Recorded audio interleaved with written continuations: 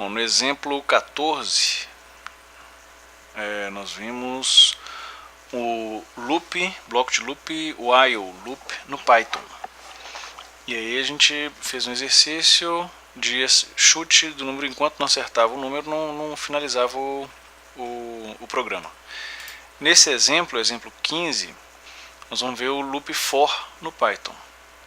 Então, a sintaxe do loop for, ele é um pouco diferente do padrão das outras linguagens de programação.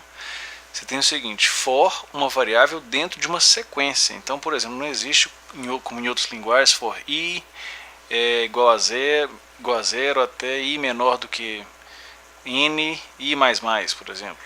Isso aí não existe. Então, o loop for no Python é for uma variável dentro de uma sequência determinada, faça, e aí tem um else. Depois que termina o loop, ele pode fazer, além disso, outras, se finalizar, fazer outras atividades. Então, implementando aqui um exemplo clássico aqui na implementação do loop for no Python, uma variável linguagem, você vai receber uma lista, ou seja, é um iterable, que o pessoal fala, é um elemento iterável. A gente pode passar por cada um desses elementos dessa lista.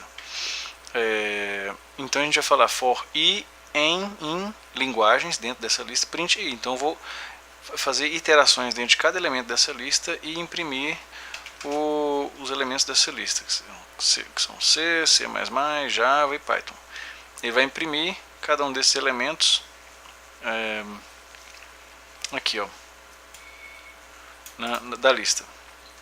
Agora uma questão interessante, nós temos mais uma lista, comidas, e aí tem os elementos, uma lista de strings, né? Ovo, carne, legumes, arroz e verduras.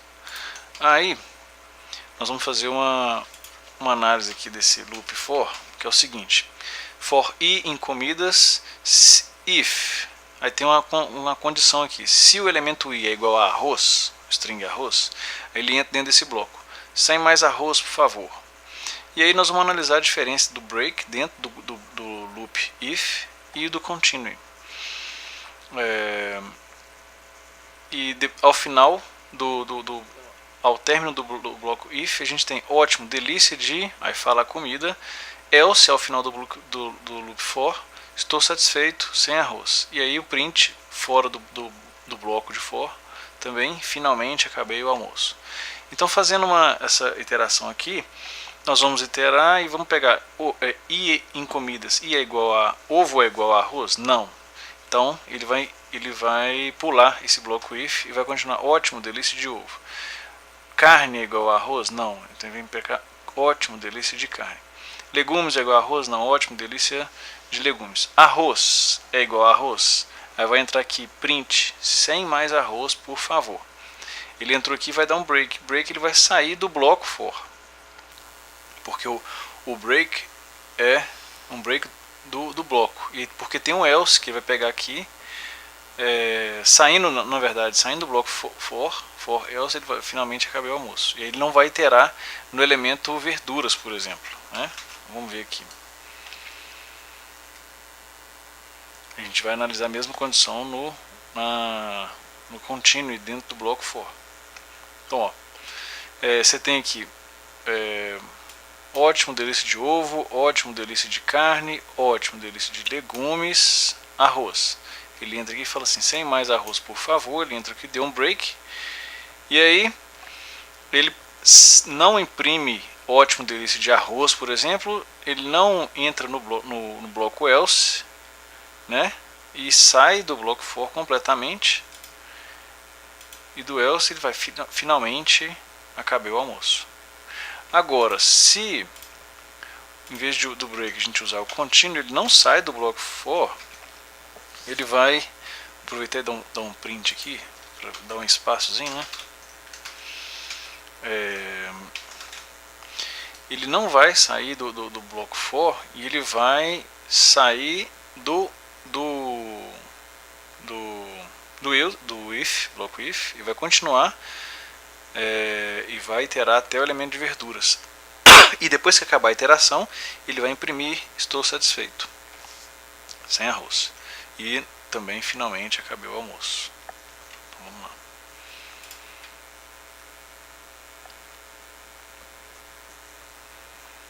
Só que essa carroça está demorando para rodar, né? Ou não está nem rodando também, né? Porque aí o problema está entre o computador e a cadeira. Então beleza. Aí você tem aqui ótimo, delícia de ovo, ótimo, delícia de carne, ótimo, delícia de legumes. Aí entra no arroz, i é igual a arroz, sem mais arroz por favor. E aí ele pula, ele continua aqui, mas ele não vai imprimir o que está fora desse bloco if, né? Ele atendeu esse bloco if aqui e ele vai para o próximo elemento. Ótimo, delícia de verduras. Então ele continua iterando na lista, não para. E chegou ao final, ele vai lá assim: estou satisfeito sem arroz. Então ele vai sair, vai executar o else, porque ele chegou até o final, porque tinha um continue. E depois finalmente acabei o almoço. Ok. Agora, bom, se não tivéssemos arroz, ele não entraria nem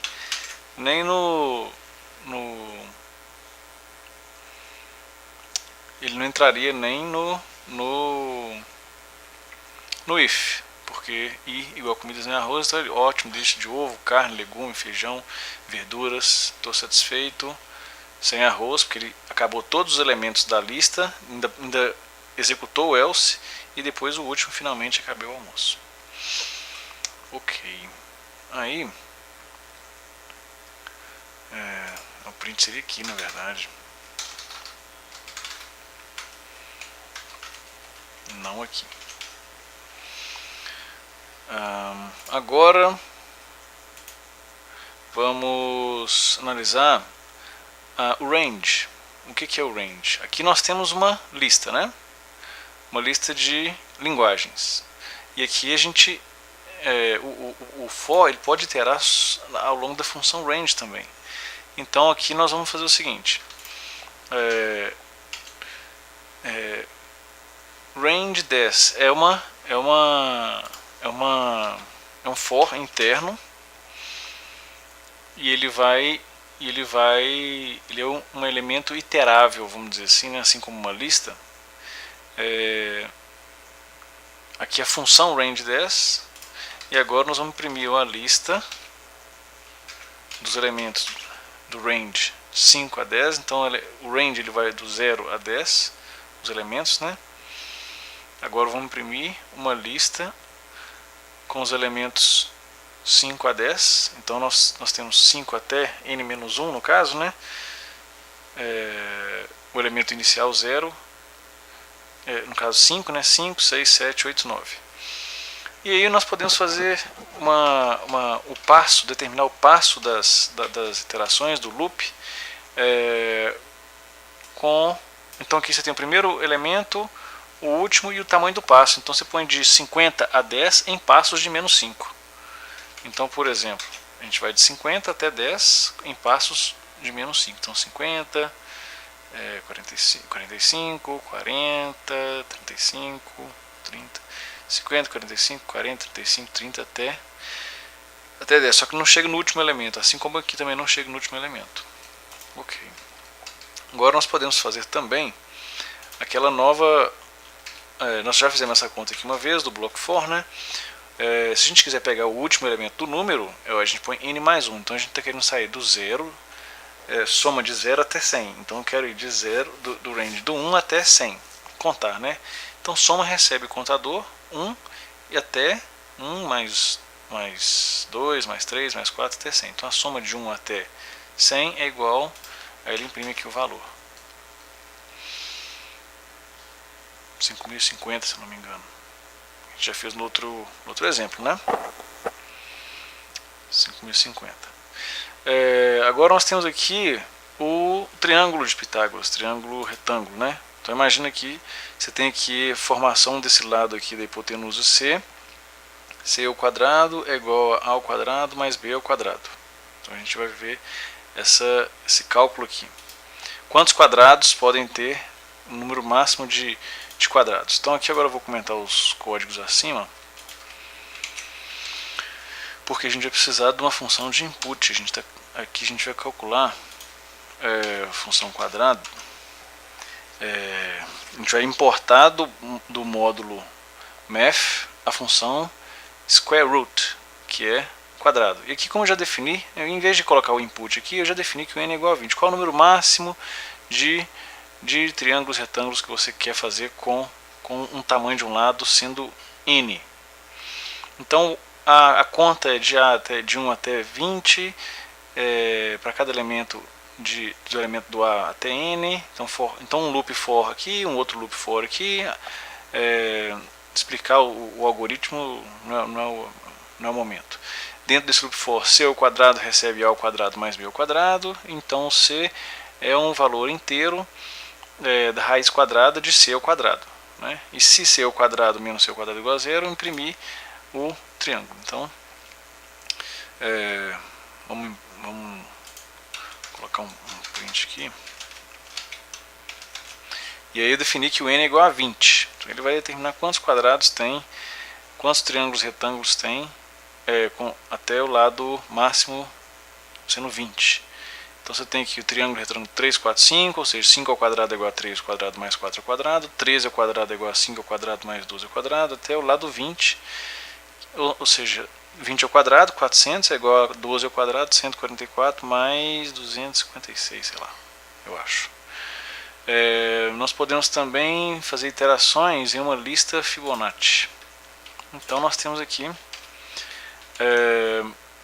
em uma lista de números Fibonacci. Fibonacci, você tem aqui o número 0, 1, esse aqui é a soma dos outros dois números anteriores. Então 2 é igual a 1 mais 1, 3 é igual a 2 mais 1, 5 é igual a 3 mais 2, 8 é igual a 5 mais 3, 8 mais 5 é 13, 8 e 3, 21, etc. Então a gente pode imprimir os elementos da lista Fibonacci.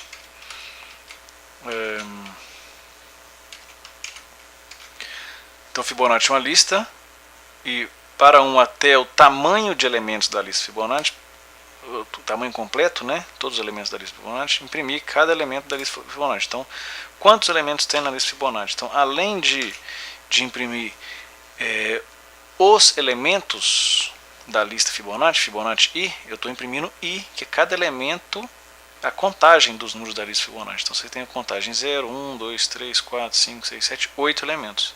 Então o número 21 é o oitavo elemento da lista Fibonacci. Okay? Então vimos aí um exemplo do loop for no Python.